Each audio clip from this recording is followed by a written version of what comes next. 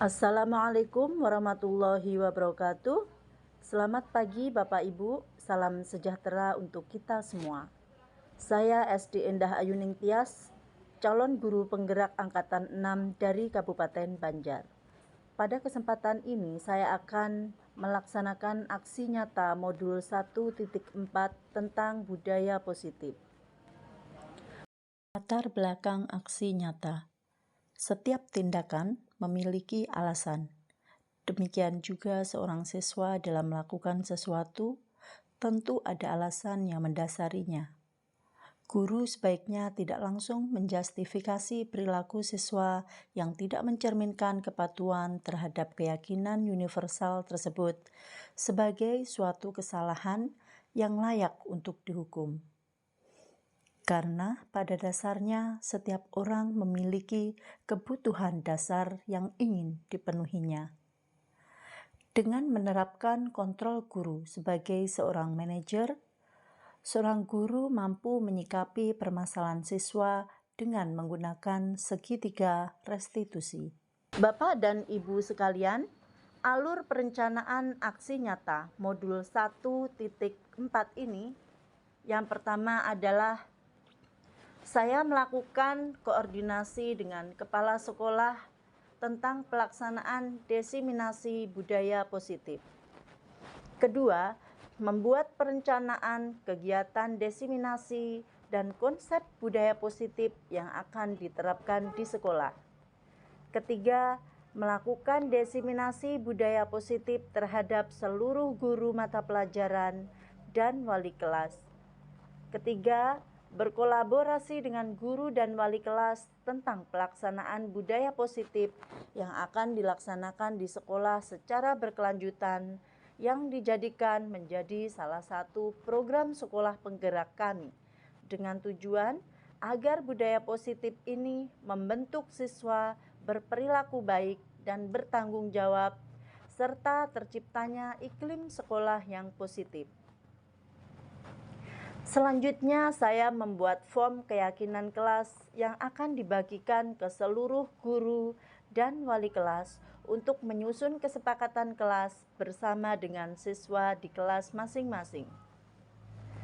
Kemudian saya membuat form laporan perkembangan pelaksanaan kesepakatan kelas yang dibagikan kepada seluruh guru mata pelajaran dan wali kelas untuk dilaporkan setiap bulan kepada koordinator program budaya positif yang sudah ditunjuk oleh kepala sekolah, yaitu calon guru penggerak angkatan ke-6. Selanjutnya, calon guru penggerak mengawali guru dan wali kelas dalam menyusun keyakinan kelas bersama dengan siswa sebagai contoh atau teladan bagi guru mapel dan wali kelas. Yang terakhir adalah calon guru penggerak menyusun laporan aksi nyata modul 1.4 dalam bentuk video pendek dan diunggah ke LMS.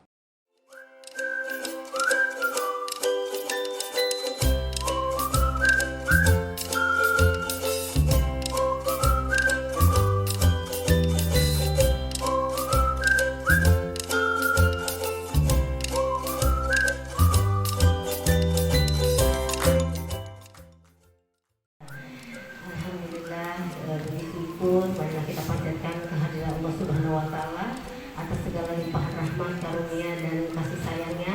Kita hari ini diberikan kesempatan, diberikan kesehatan, dan bisa berhadir ke sekolah melaksanakan aktivitas kita sehari-hari dengan sehat walafiat tanpa kurang satu apapun. Salawat dan salam tidak lupa kita aturkan pada junjungan Nabi besar Muhammad SAW beserta kerabat, sahabat, dan pengikut beliau hingga yaumil qiyamah. Yang saya hormati Bapak Ibu yang berbahagia, seperti kita ketahui bahwa sekolah penggerak itu ujung-ujungnya nanti adalah bagaimana menciptakan pembelajaran yang terdiferensiasi. Jadi ujung-ujungnya seperti itu. Bagaimana pembelajaran itu bisa berfokus pada siswa, kemudian berbasis kepada peserta didik, dan kita mengharapkan bagaimana pembelajaran itu bisa mengaktifkan siswa, bukan gurunya yang aktif. Ya, jadi posisi guru ini sekarang adalah sebagai fasilitator, sebagai pemandunya. Kalau guide itu gurunya ini guide-nya lah istilahnya ya, pemandu turis. Ya, kalau guru ini pemandu dalam pembelajaran. Kemudian juga guru harus mampu menciptakan pembelajaran itu menyenangkan, menantang, memotivasi, bermakna, kemudian memberikan hasil yang maksimal dalam pembelajaran itu. Jadi harus ada kesan dalam pembelajaran itu bisa ditangkap oleh siswa. Jadi kalau siswa tidak paham, itu pertanyaan, apakah gurunya sudah betul-betul melaksanakan atau menjalankan posisinya sebagai fasilitator, sebagai pembimbing, dan sebagai pendamping dalam pembelajaran itu. Itu pertama. Konsep pendidikan, kita tahu Bapak Ibu ya, konsep pendidikan kita ini tentang Ki Hajar Dewantara ya, yang dihubungkan dengan konsep budaya lingkungan positif di sekolah berpihak pada murid. Seperti yang disampaikan tadi bahwa kita hari ini akan mensosialisasikan bagaimana program budaya positif itu akan kita kembangkan di sekolah kita. Sebagai sekolah penggerak, maka kita tidak henti-hentinya sebagai pelopor, tidak henti-hentinya sebagai bagian dari katalis perubahan pendidikan. Tentu saja ke arah yang berkualitas ya, yang bermutu, sehingga nanti tercapailah pembelajaran yang berfokus pada siswa. Kita memahami arti kata disiplin. Nah, kemudian di sini kita akan mengetahui disiplin positif itu apa sih sebenarnya. Nah, kalau dari Ki Hajar Dewantara, yaitu Bapak Pendidikan Nasional Indonesia, dan juga Diani Gosen, ini merupakan penulis terkenal yang ditulisnya adalah tentang disiplin yang ada di sekolah. Nah, beliau mengatakan bahwa disiplin itu adalah belajar untuk mengontrol diri agar dapat mencapai suatu tujuan yang mulia. Nah, tujuan mulia ini mengacu terhadap nilai-nilai atau prinsip-prinsip yang dianut seseorang yang kita sebut dengan nilai kebajikan. Jadi setiap manusia itu memiliki nilai-nilai kebajikan. Kebajikan ini universal, artinya semua orang baik itu di negara manapun, lintas negara dan lintas budaya itu memahami bahwa nilai ini positif bagi semua orang. Nah, contohnya nilai positif adalah kita paham bahwa tidak mencuri itu adalah positif. Kemudian datang ke sekolah tepat waktu itu adalah positif. Di negara manapun akan sepakat bahwa ini adalah positif. Nah, itulah yang disebut nilai kebajikan universal. Nah, selanjutnya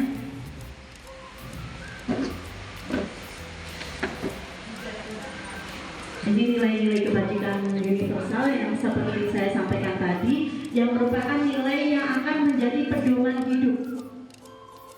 Ketika siswa melaksanakan disiplin, karena saya harus ada kata harus menaati peraturan, maka yang terjadi adalah siswa tersebut terpaksa melakukan itu. Ini adalah motivasi eksternal.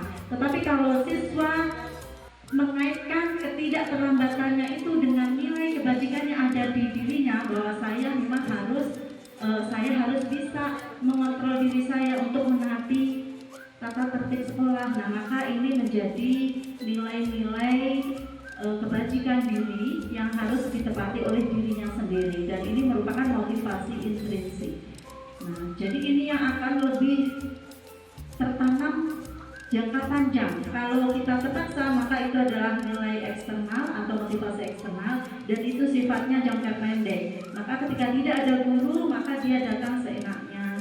Ketika tidak ada guru, dia pakai kutek, berambut panjang, kemudian berkuku panjang, baju keluar. Nah, ini karena motivasi yang ada dalam dirinya adalah motivasi eksternal, karena hanya ingin taat terhadap aturan itu ketika ada gurunya saja, bukan dari motivasi dari dalam diri manusia.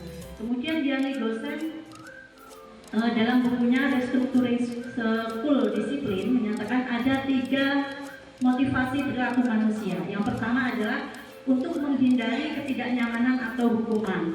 Misalnya saja ketika siswa terlambat, maka Bapak Ibu pengawas di depan gerbang akan siap untuk menghukum. Nah, untuk menghindari itu maka siswa datang tepat waktu. Nah, ini adalah motivasi terendah. Nah, setelah itu ada lagi untuk mendapatkan imbalan atau penghargaan dari orang lain.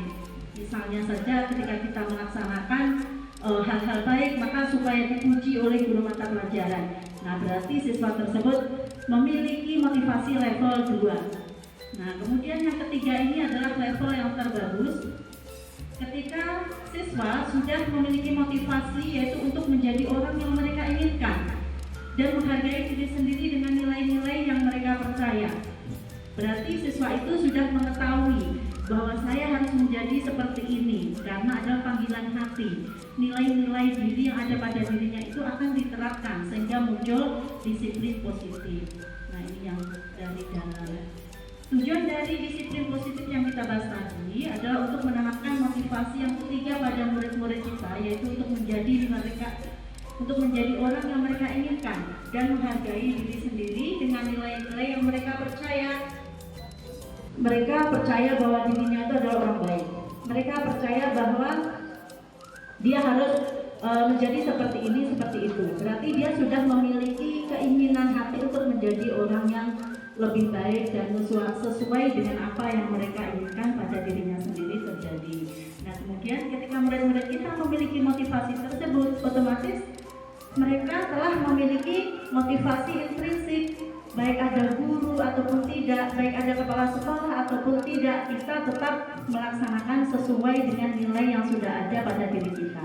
Misalnya ibu kepala sekolah pergi ke Jakarta, wah kebetulan nih bisa bersantai-santai. Nah, berarti itu motivasi yang ada pada diri kita masih motivasi eksternal. Tetapi kalau ada kepala sekolah ataupun tidak, kita tetap datang ke kelas tepat waktu, menyayangi murid setulusnya dan sebagainya, berarti itu sudah motivasi intrinsik kita.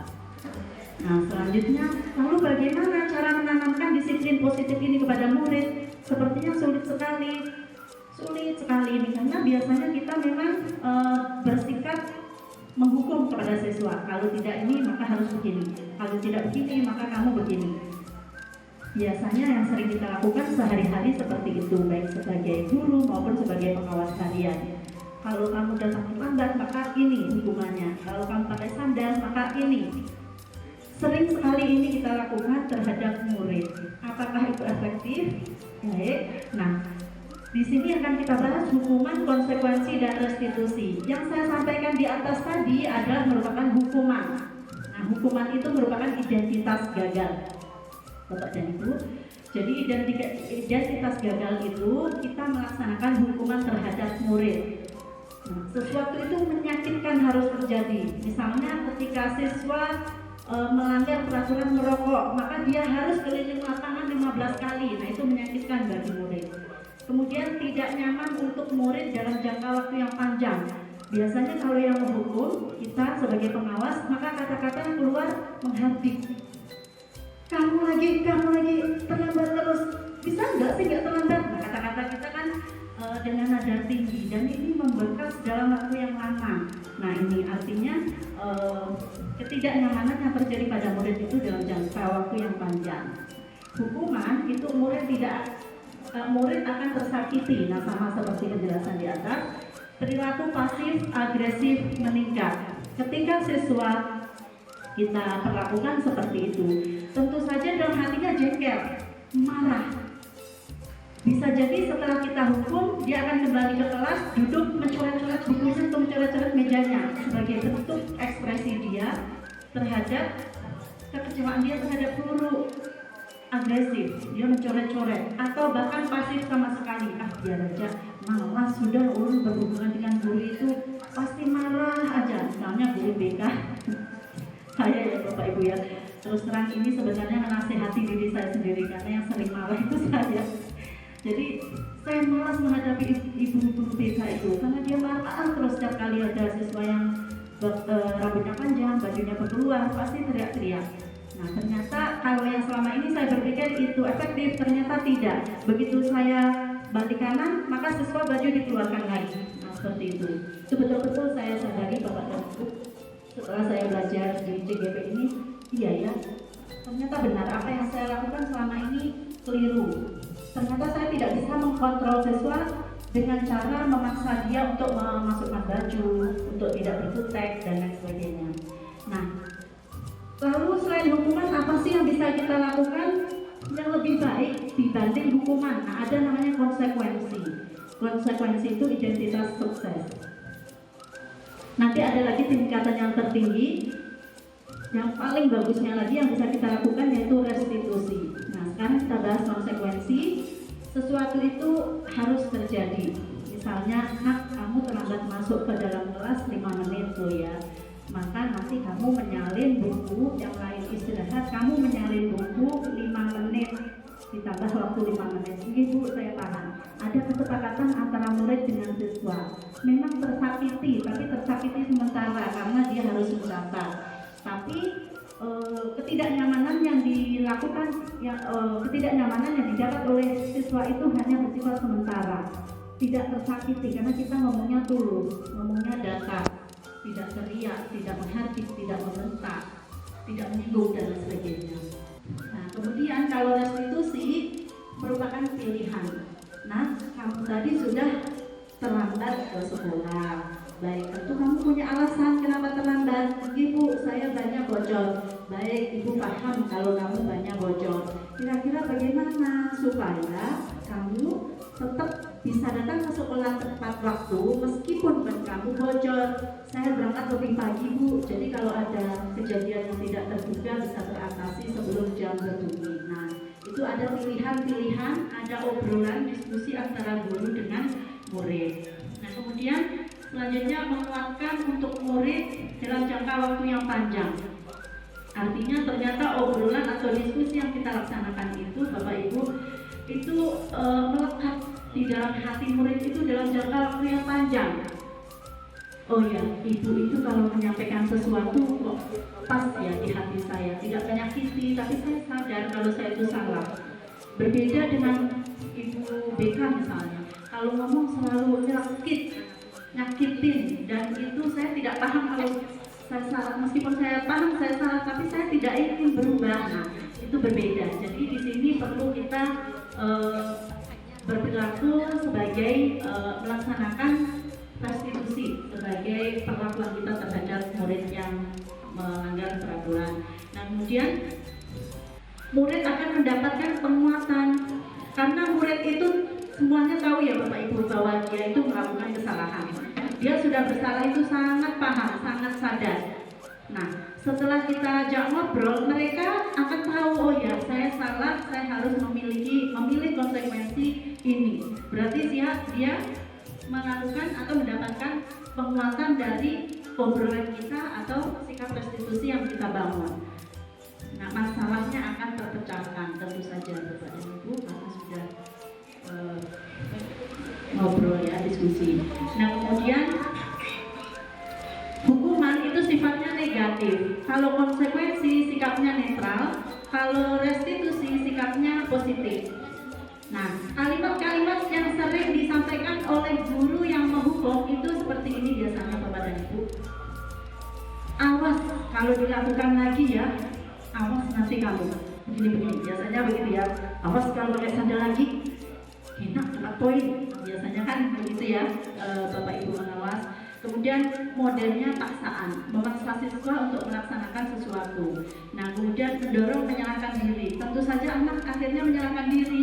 Menyalahkan diri itu kalau menurut kita mungkin biar aja dia merasa bersalah. Tapi kalau menurut ilmu dari dosen tadi, menyalahkan diri ini ternyata sangat berbahaya Bapak dan Ibu, karena ada beberapa siswa yang ketika menyalahkan diri itu mereka memiliki konsep diri yang negatif, sehingga mereka tidak bisa membangun dirinya secara positif, tapi justru menyalahkan diri terus, tidak ngerti apa yang harus dikerjakan selanjutnya.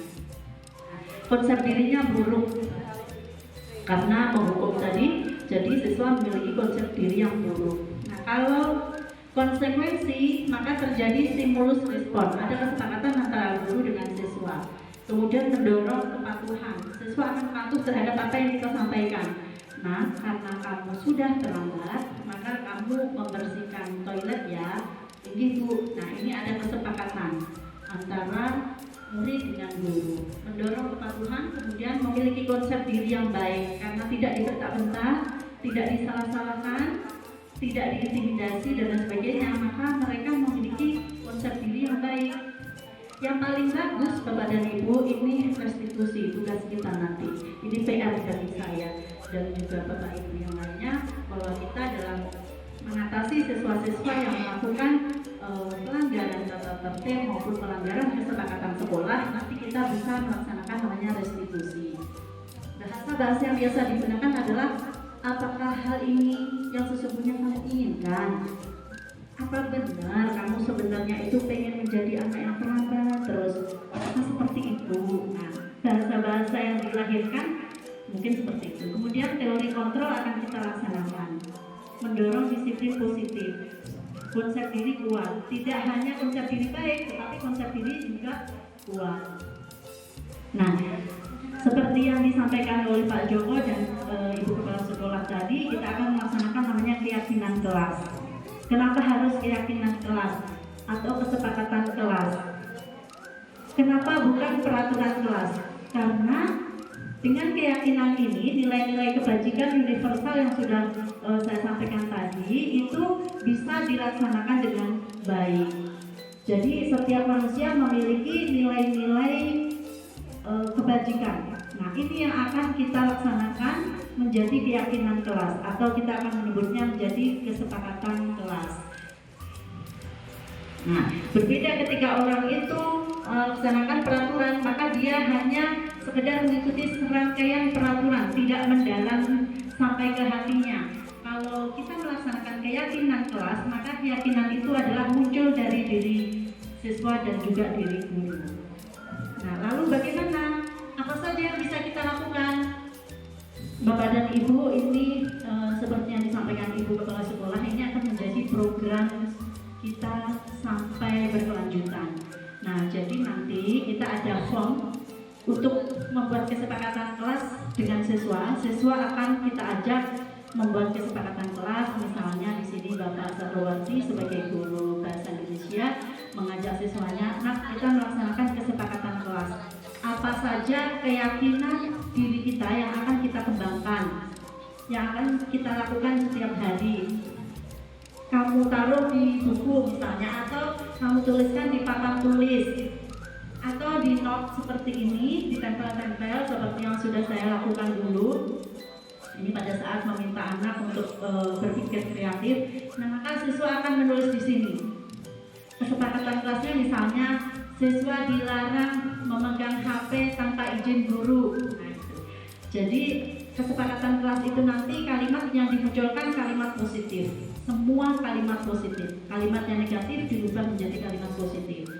Jadi misalnya lagi menghormati guru yang sedang mengajar. Nah, itu juga boleh. Jadi semua siswa menuliskan itu di papan tulis. Terus kesepakatan kelas itu harus berfokus pada siswa saja lah Bu? Tentu saja tidak.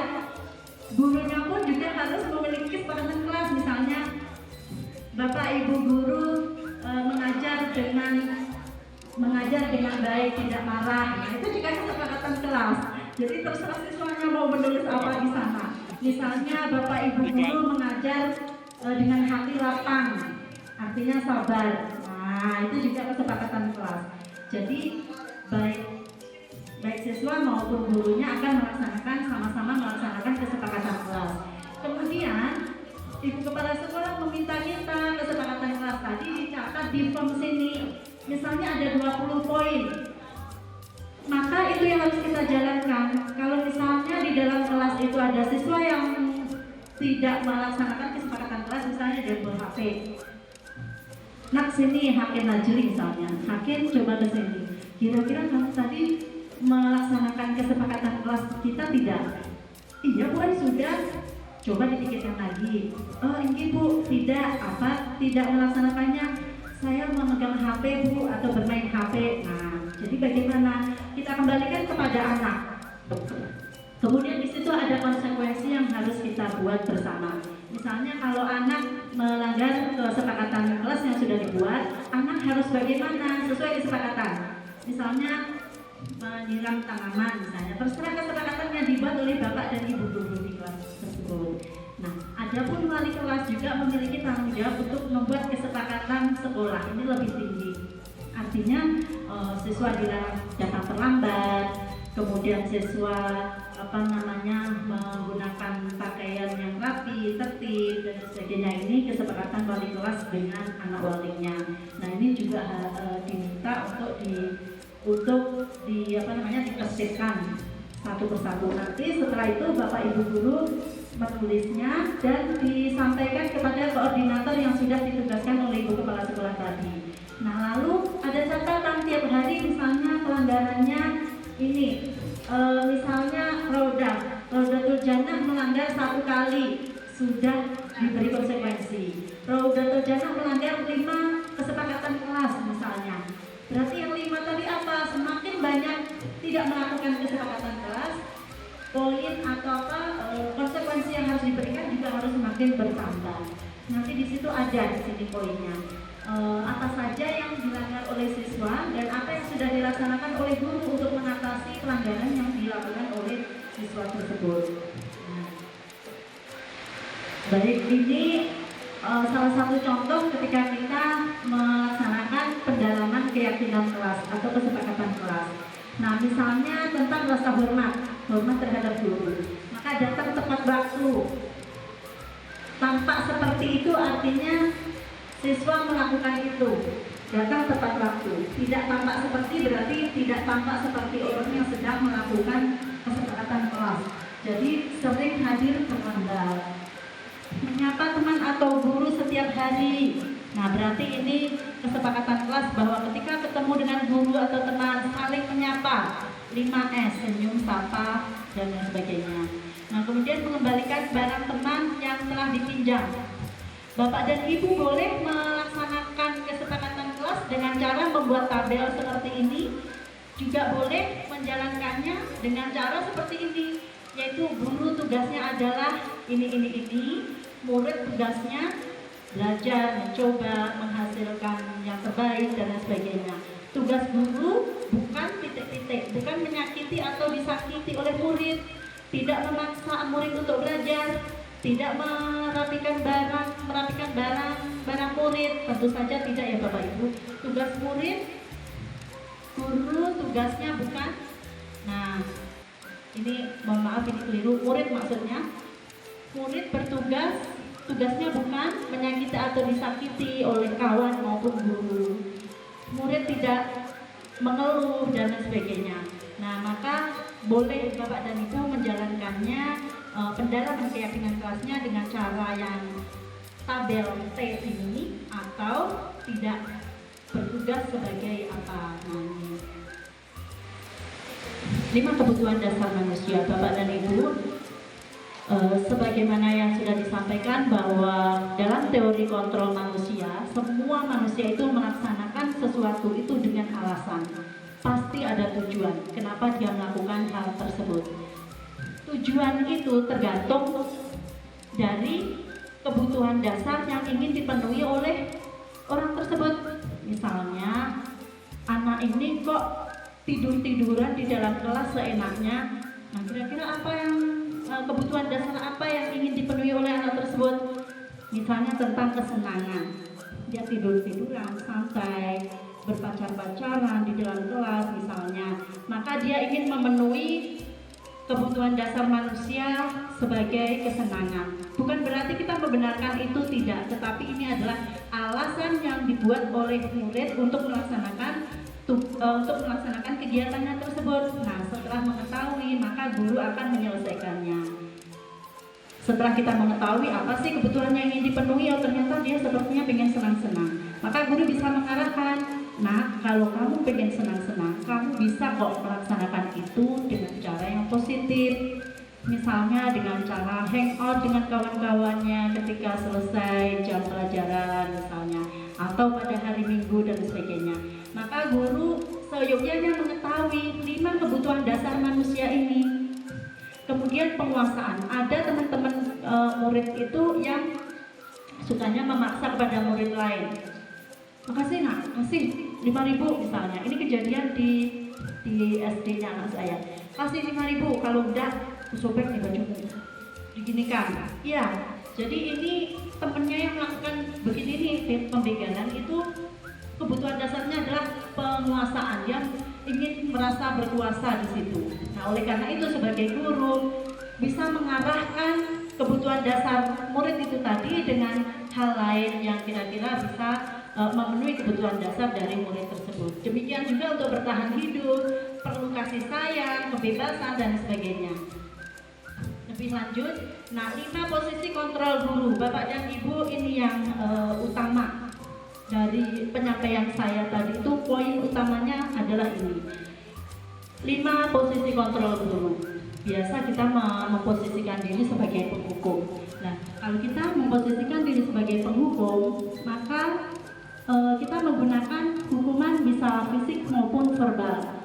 Nah, orang-orang ini biasanya menggunakan kata-katanya agak sedikit keras, tegas gitu ya. Kemudian menghardik. Nah, sehingga bagaimana? Misalnya ada kata-kata terlambat lagi, pasti terlambat lagi.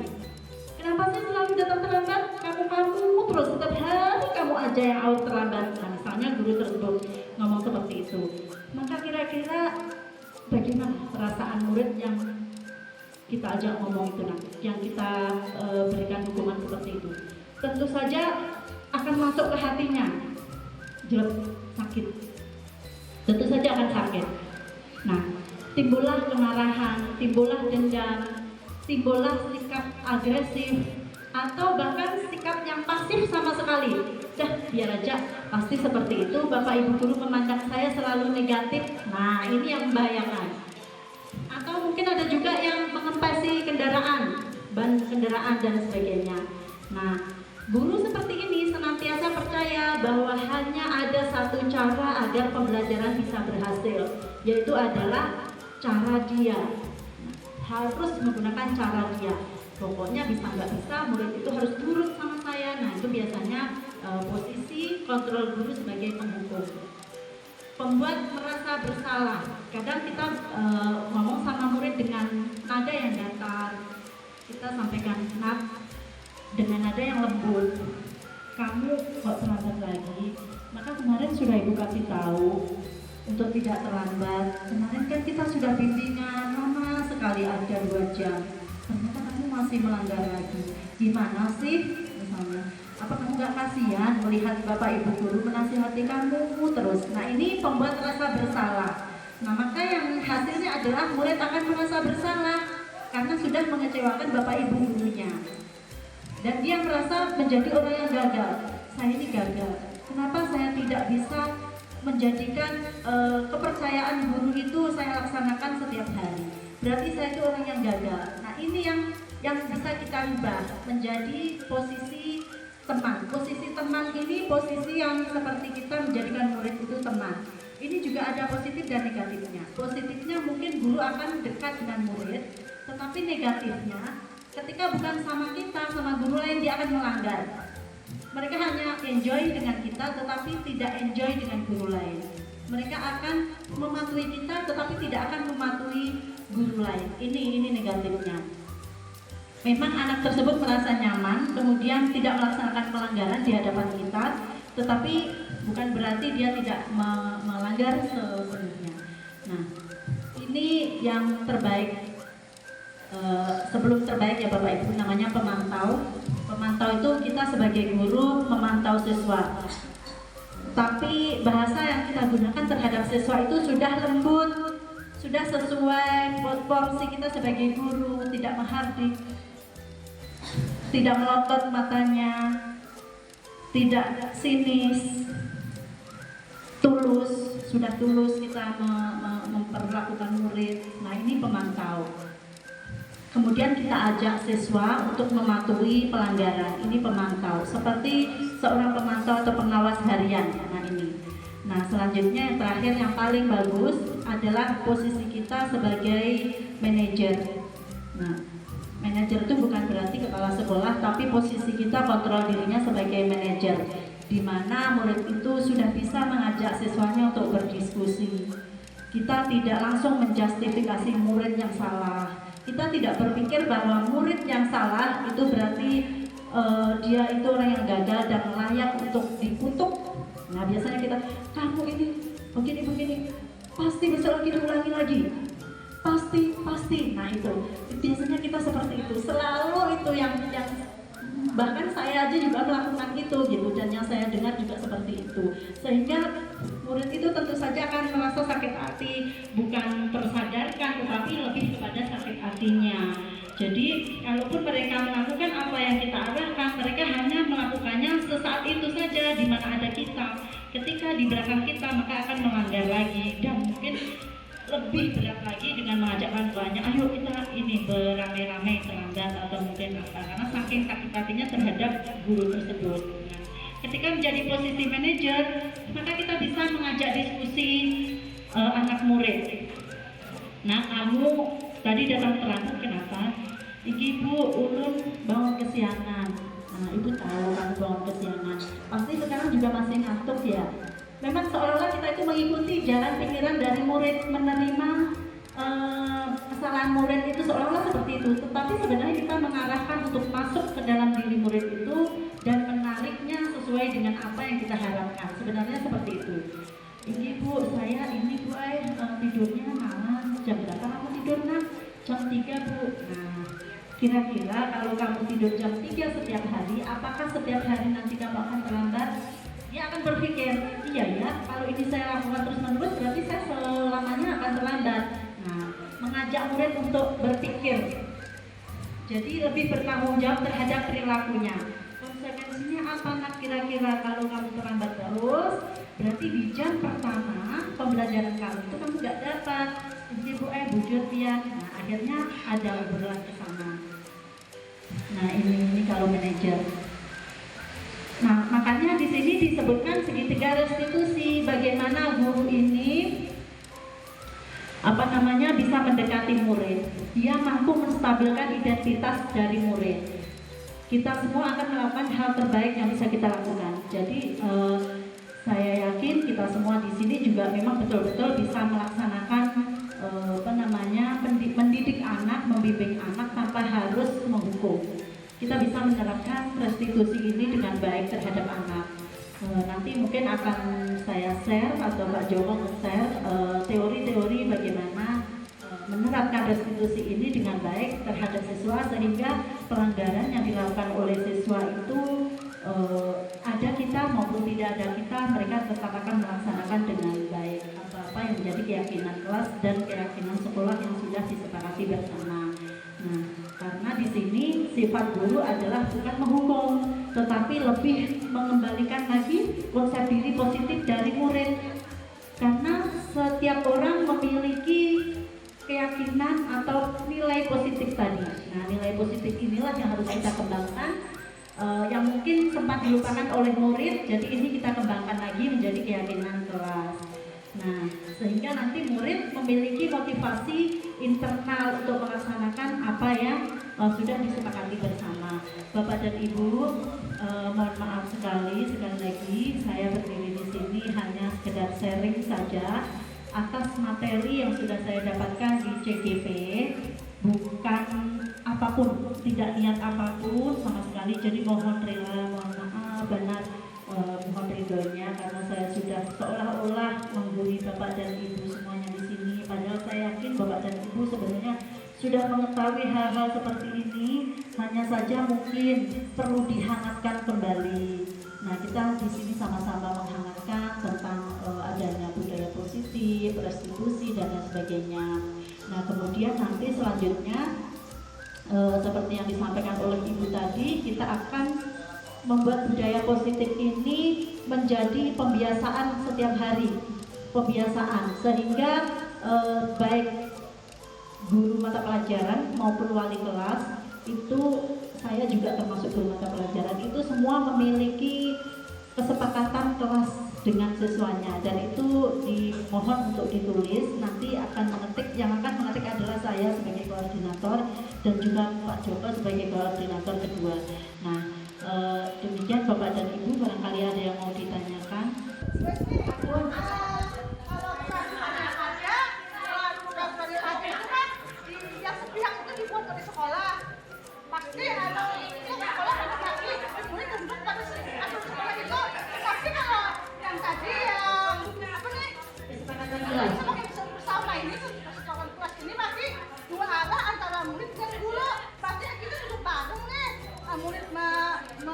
Mengajukan bahwa dia ingin seperti ini, harus seperti ini, begitu nanti. Iya, betul sekali Bu Nurul, sehingga tidak ada dominasi dari guru mapel atau dari pihak sekolah. Jadi sama-sama, sehingga nanti siswa menjalankan hal-hal positif yang di sekolah itu keluar dari hati nuraninya, bukan karena paksaan adanya aturan sekolah seperti itu. Cantumkan di sini. Iya. Nanti ada kesepakatan yang kita hendaki tidak boleh kita tuangkan di dalam aturan-aturan ini. Iya, betul. Betul. Ini Bu.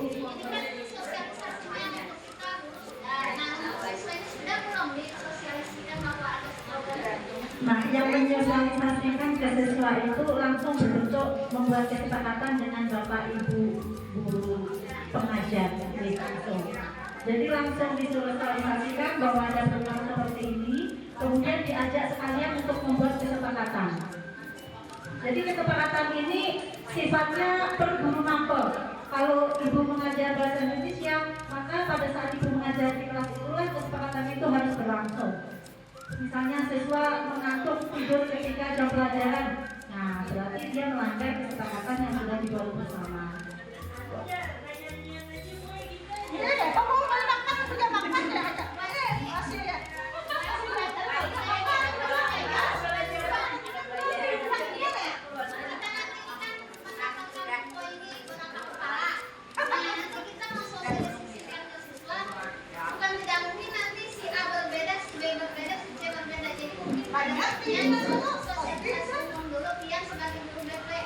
Memberikan ke anak, nanti kita tinggal kita menjalankan.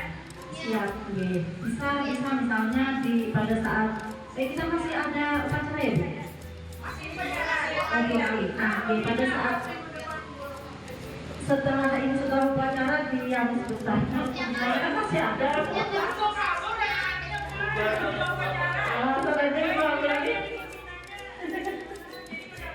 Insya Allah nanti Bu disosialisasikan terhadap siswa. Jadi satu pemahaman ya Ibu ya.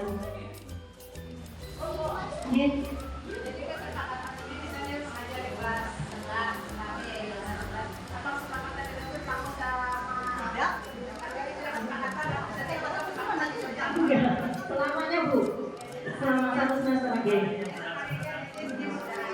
Iya betul. Tapi kelas lain berbeda.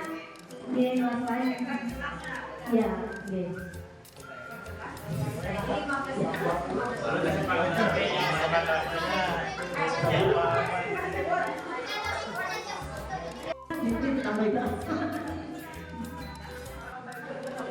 Mungkin siapa tahu kan saking semangatnya murid, kemudian kesepakatannya banyak kan bisa jadi. Nah, monggo diperbolehkan untuk menambah kolom. Gimana Bapak dan Ibu? Sudah cukup ya Ibu Bapak ya?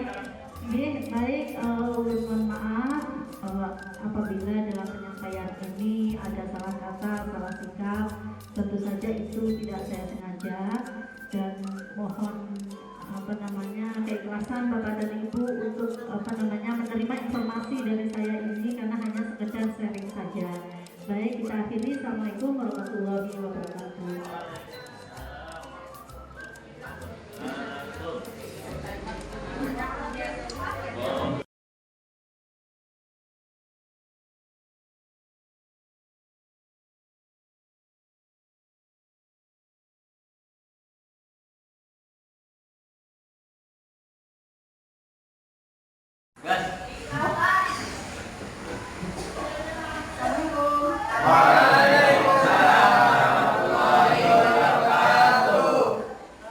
Baik, gimana kabar anak-anak semuanya? Baik.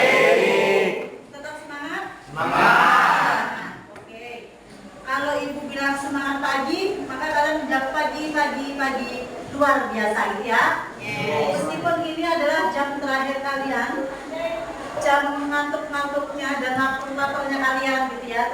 Tetapi semangat kita masih tetap semangat pagi ya. Oke? Semangat pagi anak-anak. Pagi, luar biasa. Oke, terima kasih banyak. Nah, anak-anak ibu yang ibu sayangi semuanya, yang ganteng-ganteng, yang cantik-cantik.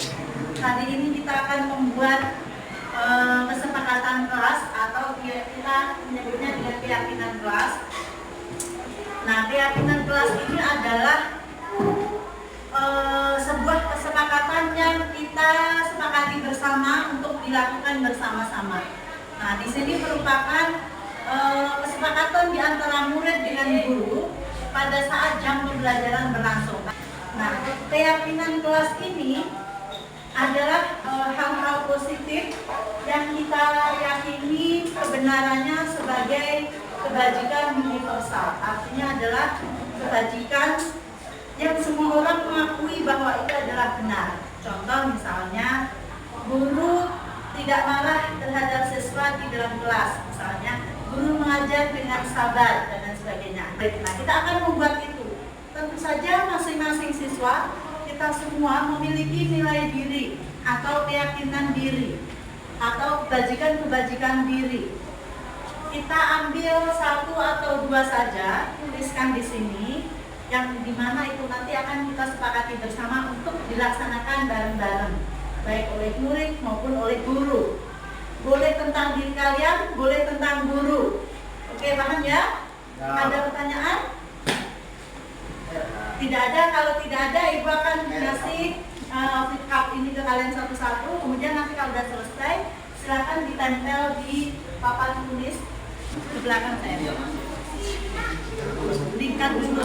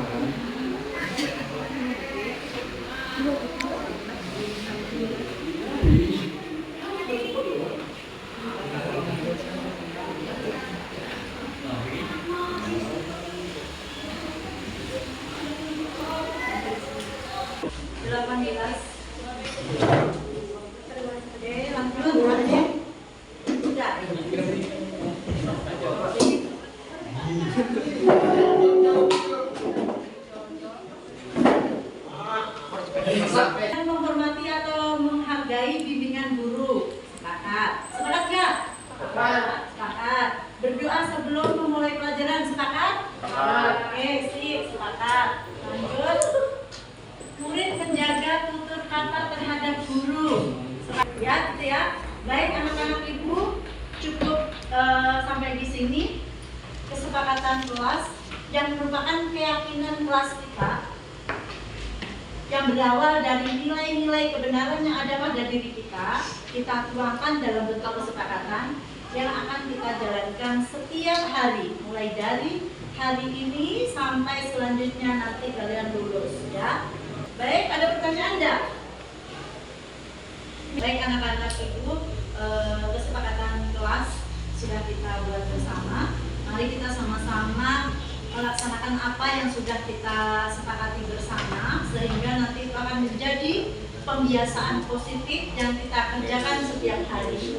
Jadi kalian tidak perlu diingatkan lagi oleh pengawas harian maupun oleh guru BK dan wali kelas, karena memang sudah kalian jalankan setiap hari. Baik, ibu akhiri. Assalamualaikum warahmatullahi wabarakatuh. Waalaikumsalam warahmatullahi wabarakatuh. Bapak Ibu sekalian, demikian kegiatan aksi nyata saya tentang budaya positif yang saya terapkan di sekolah. Tentu saja aksi nyata ini masih jauh dari kata sempurna. Namun, saya berharap aksi nyata ini bisa sebagai pembuka penerapan budaya positif yang akan dilaksanakan secara berkelanjutan, dan semoga bisa memberi inspirasi bagi Bapak Ibu guru di seluruh wilayah Indonesia. Mohon maaf atas segala kekurangan dan terima kasih atas segala perhatian. Wassalamualaikum warahmatullahi wabarakatuh.